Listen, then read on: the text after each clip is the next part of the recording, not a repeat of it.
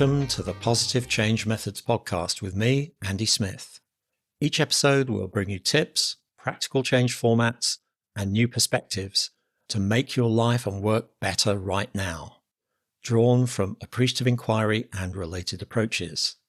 This episode is brought to you by the Practical Appreciative Inquiry Facilitator Training. Let me show you how to get started using Appreciative Inquiry confidently with teams and small groups. The next live online course starts soon. You can find the details and how to book your place at coachingleaders.co.uk. Okay, let's get started. Episode 13. When to use affirmative topics and how to flip problem statements easily. There's a lot in this episode because we'll also look at what makes a good affirmative topic, what you need to know about who to involve in defining it, and we'll finish up with a quick exercise you can try for yourself or with a coaching client. Because it's so important, the topic has to be defined in the right way. Let's look at when to use affirmative topics and what the checklist for a well-defined affirmative topic would look like.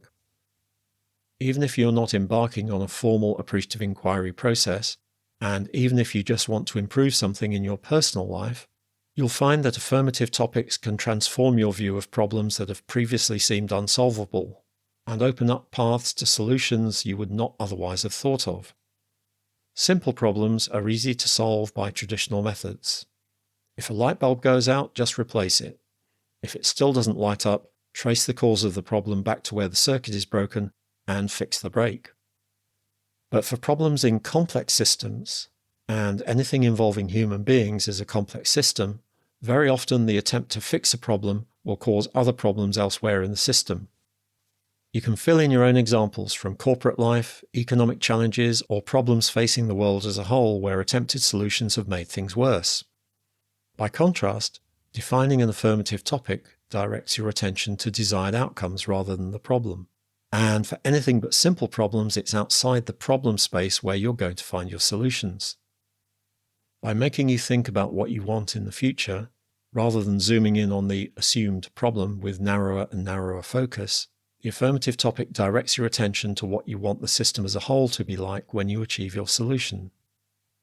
So if every previous attempt to fix a problem has ended in failure or caused other problems elsewhere, or if your standard methods for improvement are hitting diminishing returns, maybe it's time to try defining the opportunity for improvement as an affirmative topic.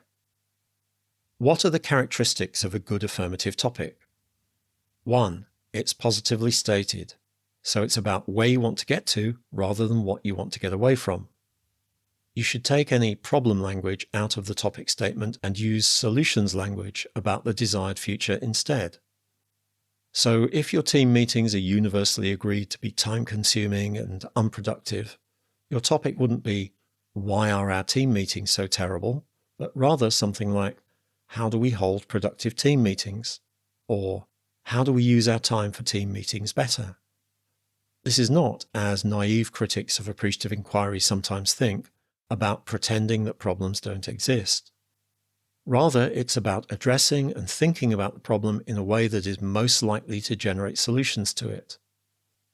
2. It's relevant and engaging, and matters to all the people involved in the AI process, not just senior management. Ideally, affirmative topics are expressed in simple language that everyone can understand, as simple as possible but no simpler, as Einstein is supposed to have said.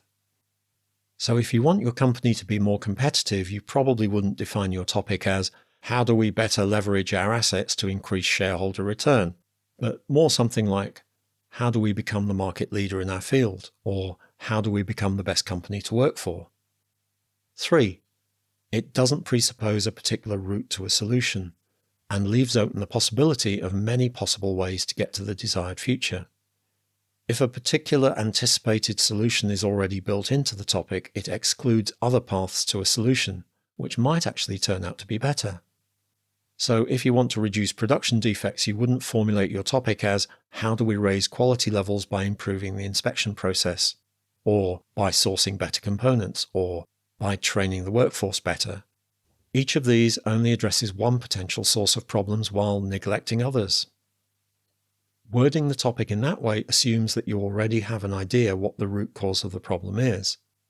If you don't know what the source of the problem is, and if it originates in some other area that you haven't looked at, you'll never find it with a topic that just examines the inspection process.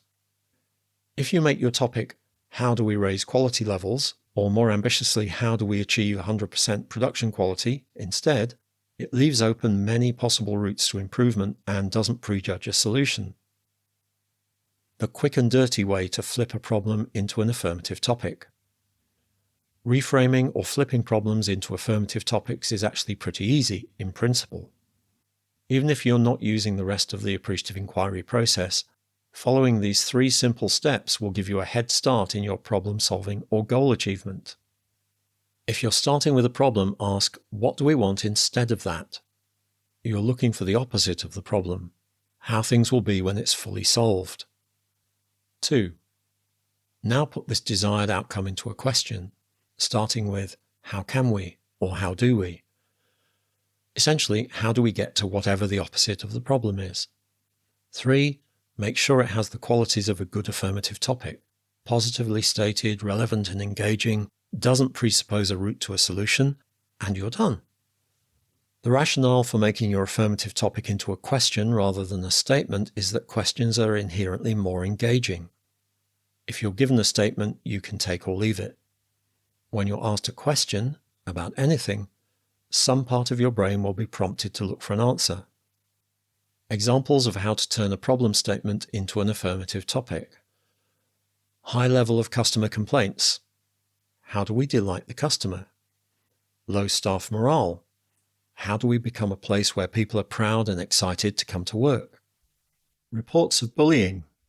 How do we make sure people treat each other with dignity and respect? Losing market share, where you've identified an aging product line as a definite cause. How do we innovate to leapfrog our competitors? Poor quality products. How do we achieve world-beating quality?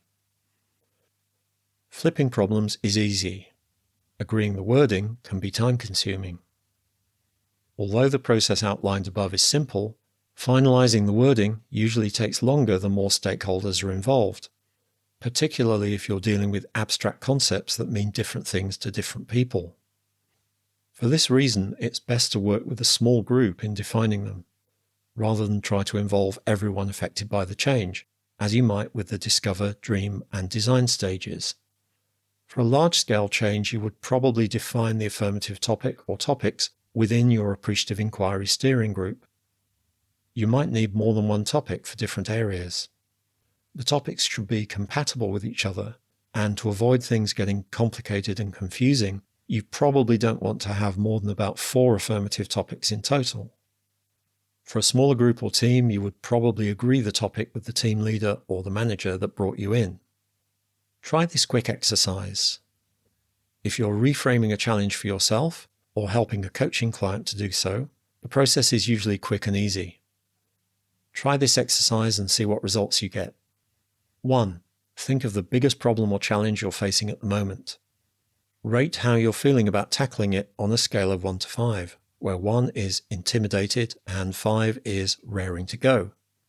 2. Think about what you want instead of the problem, how it will be when it's completely solved. 3. Word your affirmative topic like this. How do I get to the opposite of the problem, substituting whatever you want instead? 4. Finally, check how you feel about the issue now on the scale. I'm hoping and expecting that it's moved up at least 1 number, if not 2. Next time, how do you get a problem-focused team to accept using Appreciative Inquiry? We have a great exercise for you that you can use at the start of any group problem-solving process, appreciative or not, the problem to possibility tree. Thanks for listening to the Positive Change Methods podcast with me, Andy Smith. You can find the show notes at positivechangemethods.com. Please like and subscribe so you never miss an episode. And if you like this episode, leave a 5-star review on Apple Podcasts or anywhere else you can review it. See you next time.